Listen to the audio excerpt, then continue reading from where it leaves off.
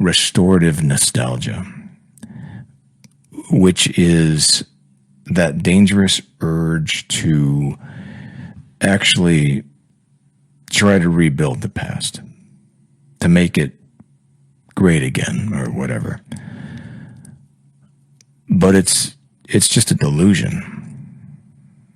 And I think we're stuck in this glitch where we've forgotten how to build a new house, so we just keep dragging a fresh coat of digital paint over the rotting drywall the previous generation left behind. So it's not just nostalgia. It's a funeral for a kid who was never born. And we're addicted to the past because the past is really the only place where the future still felt like a possibility. Even as McKenna's acceleration pushes us towards some digital abyss of AI and biotech, we're still reaching back for the warmth of that world that actually felt real. But I don't think we've quite let that dream go. So I see kids these days, and they weren't even a thought in anyone's head in 1995. And now they're buying vinyl records and shooting on 35 millimeter film. And they seem to be a little obsessed with what they call analog warmth. I remember the analog world all too well. I'd say that term analog warmth is really just a respectful way of saying imperfection. It's the sound of, dust and scratches. And it's the I would say it's the visual of a chemical reaction on a strip of celluloid. And I think, at this point, we're so starved for a sense of real time that we've started fetishizing the glitches of the past. And this involves buying these special plugins for our $3,000 laptops just to make our music sound like it was recorded on a damp tape deck in a 1980s basement. And I think we do this because the digital present is just, it's just too smooth. It's too clean. It's like a hall of mirrors where everything is perfectly rendered and yet completely soul crushing. I don't think this retro thing is really a fashion choice. I think it's a coping mechanism, because we want to, retreat into the aesthetics of the 80s or 90s, even though those decades had their own horrors. The difference is that the dystopias back then felt a little more human. I mean, at least in Blade Runner, the rain looked like it could actually wash something away. But, our current dystopia is just a series of agree to terms and conditions pop-ups and, a subscription model for your car's heated seats.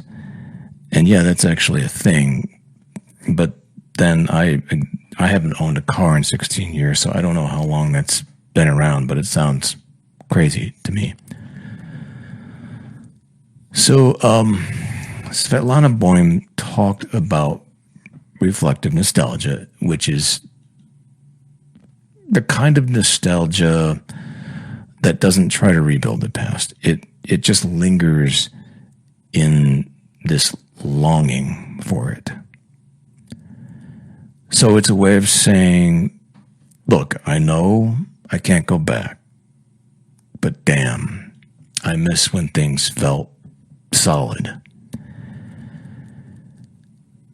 And we're in this loop now where we're nostalgic for the nostalgia of 10 years ago. Yeah, that's kind of messed up because it's like, in a way, it's like eating your own shadow to stay full. I think Mark Fisher was right when he said that, he said that we've traded history for basically a mood board. We're moving toward mechanical singularity at 1,000,000 miles an hour, but we're doing it with our eyes glued to the rearview mirror. And then you've got the good old algorithm, the great digital priest that tells us what we like before we've even had the chance to get bored. So the algorithm is the ultimate enemy of the future. Why? Because the algorithm is built entirely on the past. It's a mathematical ghost. So it looks at what you clicked on yesterday, and it decides that what you'll see today. And it doesn't want you to be surprised. It doesn't want you to experience what McKenna called a rupture in the fabric of novelty. It wants you to stay in the loop, basically comfortably numb. Watching a slightly different version of the same thing forever. Immortality at last. I think this is why every Netflix show starts to look identical these days. It's got that flat, soulless lighting, that pre-approved pacing, And our culture has been automated, and in doing so, we've basically removed the human error that actually creates any progress. And progress usually happens when someone does something wrong, something the data says shouldn't work. But, when the data is more or less running the world, wrong is just a bug that gets patched out at some point. It feels like nothing ever really ends anymore. We're in this permanent meanwhile. In the old world, when a TV show ended, it was gone. That was it. You had to sit with the silence and let it go. You felt the weight of the conclusion. Now, everything's a franchise. Everything has a prequel, a sequel. There's a whole cinematic universe. And you can watch it over and over and over again. So even when a story is clearly dead, we like to dig it up and hook it to a car battery and make it dance for the shareholders now. Now, I don't know about you, but I'm a little tired of watching the dead dance. Though, one of my favorite bands is called Dead Can Dance. But it's hard to imagine a future when the present refuses to let go of the past's rotting hand. We seem to be stuck in something of a cultural waiting room, reading the same 3 magazines from 2004, waiting for a doctor who quit his job 30 years ago. Now, I don't want to sound like a grad student here, but I think that you can't really talk about ghosts without talking about the house that they're actually haunting. So I keep hearing that we live in this totally disruptive world of hyper-capitalism. And yeah, that's fairly accurate. But I think the biggest disruption is our ability to focus. And the actual structure of life, that's frozen solid. You know, capitalism used to be all about the new. You know, new markets, new inventions, etc. But then it reached this point where it realized that new is just too risky. But you know what isn't risky? A remake, a sequel. So the system stopped being an engine of progress, and it became what I like to call a ghost machine. It's a giant Xerox machine spitting out faded copies of 1985. It doesn't want to give you a future. It wants to give you a subscription to your own childhood. So utopia has been, at this point, traded for optimization. And we're not asking, well, what kind of world do we want to live in anymore? Now, we're just asking, well, how can I make my current miserable world 5% more efficient? And these days, people are buying things like, you know, productivity planners and smartwatches to track their cortisol levels, as if measuring the ghost will somehow make it leave the room. It's this weirdly polite dystopia full of this endless series of reminders that your cloud storage is full. And you know, we're haunted by this idea that we're supposed to be going somewhere. But the machine has paved over all the exits and replaced them with digital gift shops. So this is what Fisher called capitalist realism. The sense that there is no other alternative. And when you can't imagine an alternative, you can't really have a future. You just have a now that just gets longer and more desperate until the sun eventually burns out. Now, I think the worst part, it isn't the lack of good movies or the stable music. It's the way that this cultural stagnation, it just kind of leaks into your actual brain. You ever feel that weird objectless anxiety? It's not really about anything specific.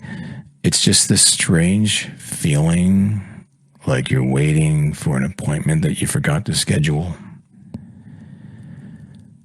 I think that's the personal side of this concept of hauntology. I think most of us were raised on a diet of future, where we were told, you know, work hard in school, get a degree, and the world will open up like a blooming flower or something. But the reality is, for most of us, the flower turned out to be plastic, and the degree is just a monthly bill that serves as a reminder that we were basically scammed.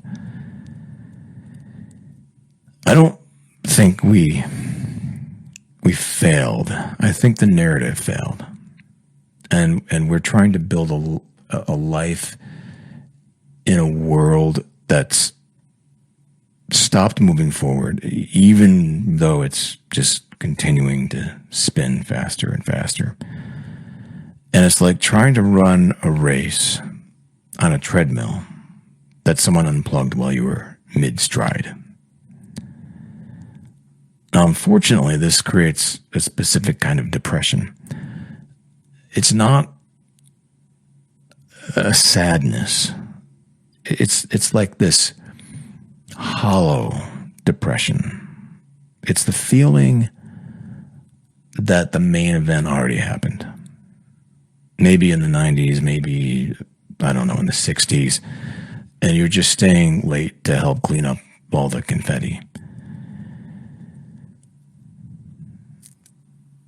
So we're basically self-improving ourselves to death, trying to fix this software glitch in a world where I'm pretty sure the hardware is just broken. But I don't think we're broken. We're just ghosts in a machine that's run out of new ideas, plain and simple.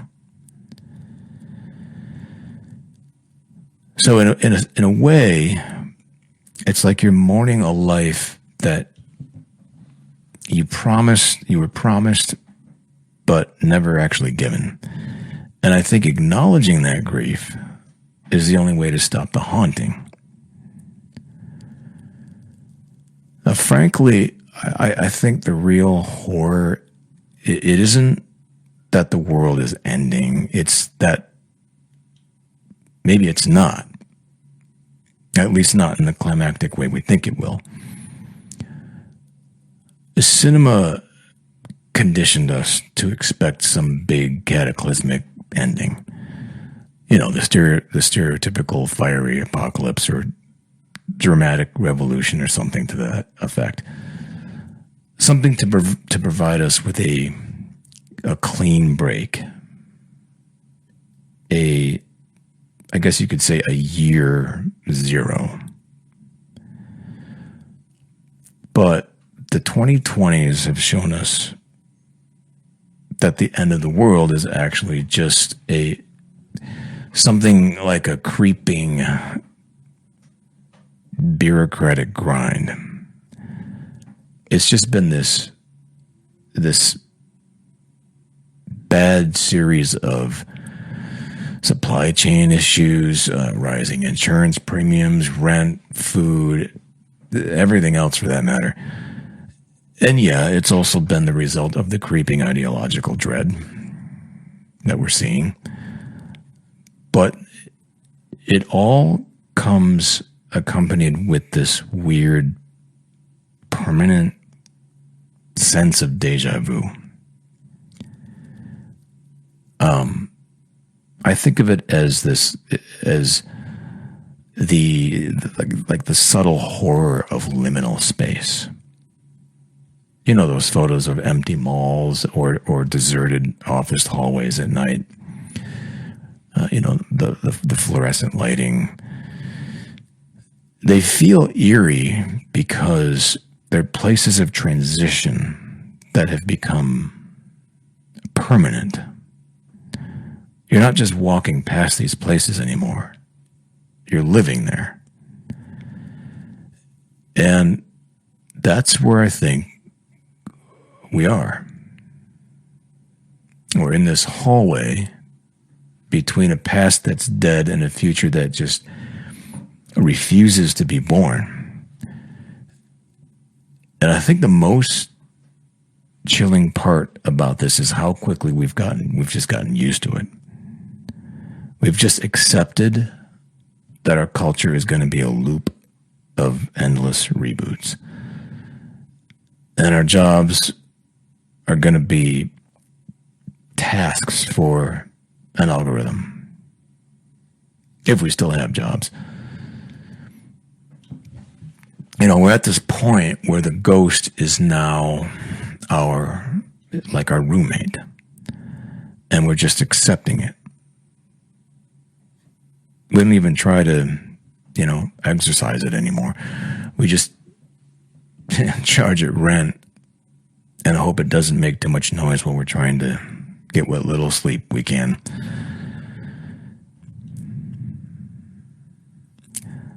I think we have to stop this hunt for the proverbial big future, or whatever you want to call it. And that grand collective destination that the 20th century promised us, that's probably gone. It's a closed chapter. If we want to feel time move again, I think we have to find it in the small, unscalable things, like making something an algorithm would hate. So something messy, inconsistent, preferably deeply local. Learn a craft that takes 10 years and produces zero content.